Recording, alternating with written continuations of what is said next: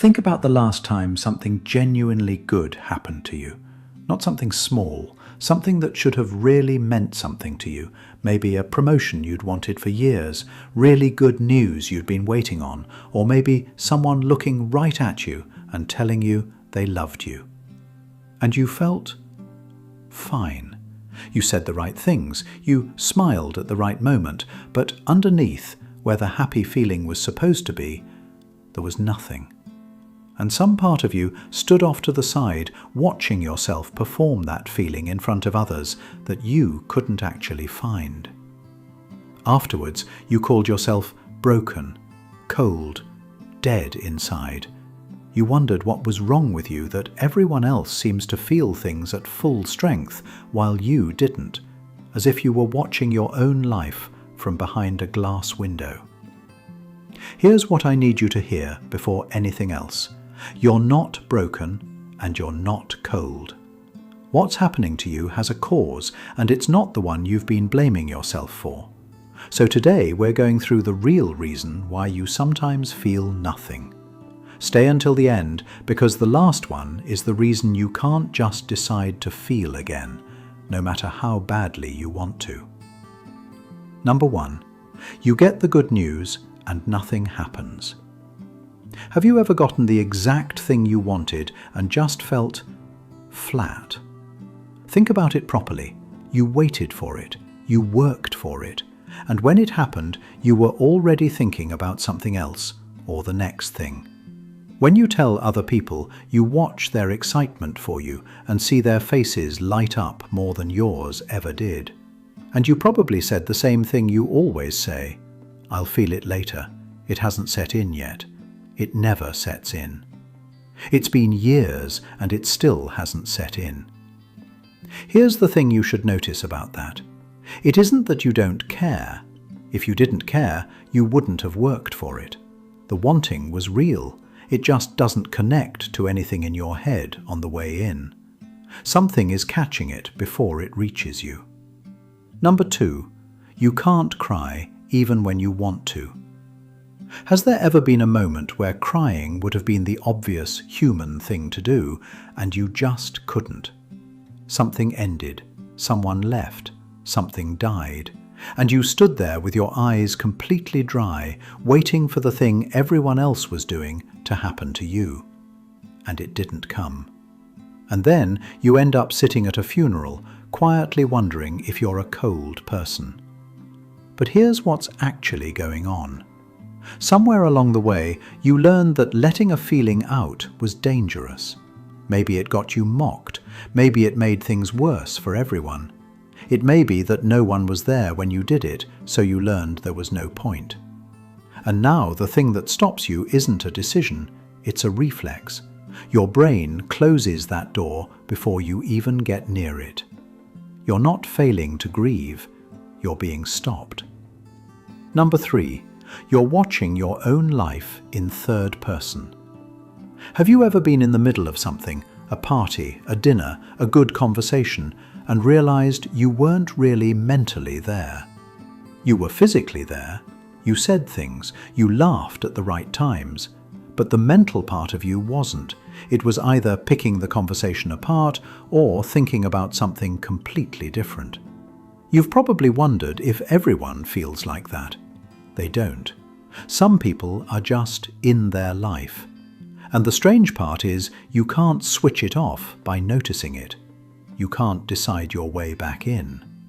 Because that half step back isn't a mood, it's a position you took a long time ago when being fully present in your own house wasn't safe. Some part of you stepped back to watch for danger, and it never came back down. Number 4, nobody ever gets all the way in. Think about the people closest to you. Now be honest. Is there anyone who has actually reached you? Not who you love, not who you'd help at 3 a.m. Who has actually got in? You can be a good friend, you can be a good partner, people like you. But when someone gets close enough that it would really mean something, close enough to hurt you, something in your head quietly moves your real feelings out of reach. And they can feel it even when they can't name it. That's the worst part of this. You're not alone. You're surrounded by people, and none of them can really reach you, even the ones you claim to care about the most. And you're the one holding that distance without even knowing you're doing it.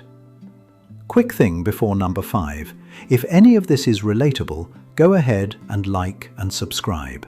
It's the best way you can help us reach more people interested in psychology.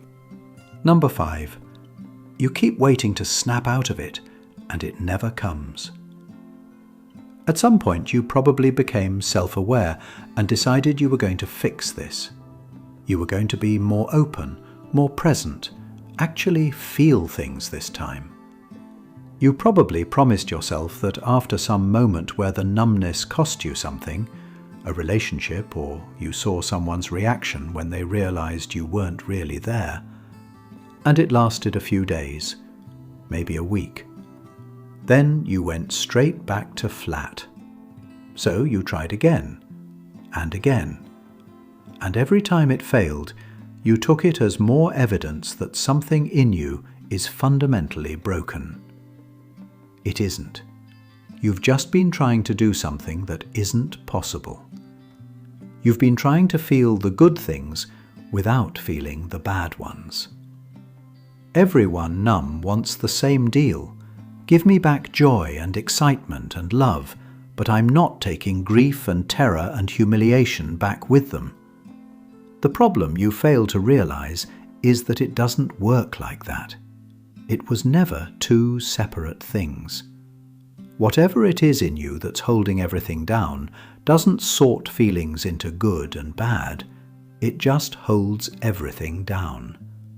So when you go looking for the switch that lets the good ones back in, you can't find it because it doesn't exist. The only way back to feeling anything is being willing to feel all of it. And the reason you're still numb is that some part of you has already thought about that and decided it isn't worth it yet. So why does this hold on for so long? Because it was never a malfunction. It was a solution. When you were young and having feelings was emotionally taxing, when it got you ignored or made everything worse, something in you did the smart thing and shut them down to keep you going. And it worked. That's the part people miss. It worked, or you wouldn't still be doing it. The problem is that nobody ever came back and told it that the danger had passed. So it's still down there, doing a job you gave it when you were a kid, holding everything down, waiting for someone to say it's allowed to stop. But here's what you actually need to hear. Feeling nothing doesn't mean there's nothing inside you. It means something inside you decided you weren't safe enough to feel it. That's not you being cold or distant. It's your protection that stayed after whatever it was you were trying to protect yourself from. And you don't fix it by forcing yourself to feel. You fix it slowly, by proving to yourself, in small moments over and over, that a feeling can turn up now and then without emotionally wrecking you.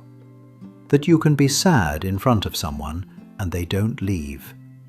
That you can want something and survive not getting it. It doesn't come back all at once. It takes time. So the next time you catch yourself flat when you should be feeling something, don't ask what's wrong with you. Ask what it was back then that made feeling nothing the safer option. Because the day you stop blindly calling it a problem is the day it can finally start to change. Thank you for watching. We'll see you in the next video.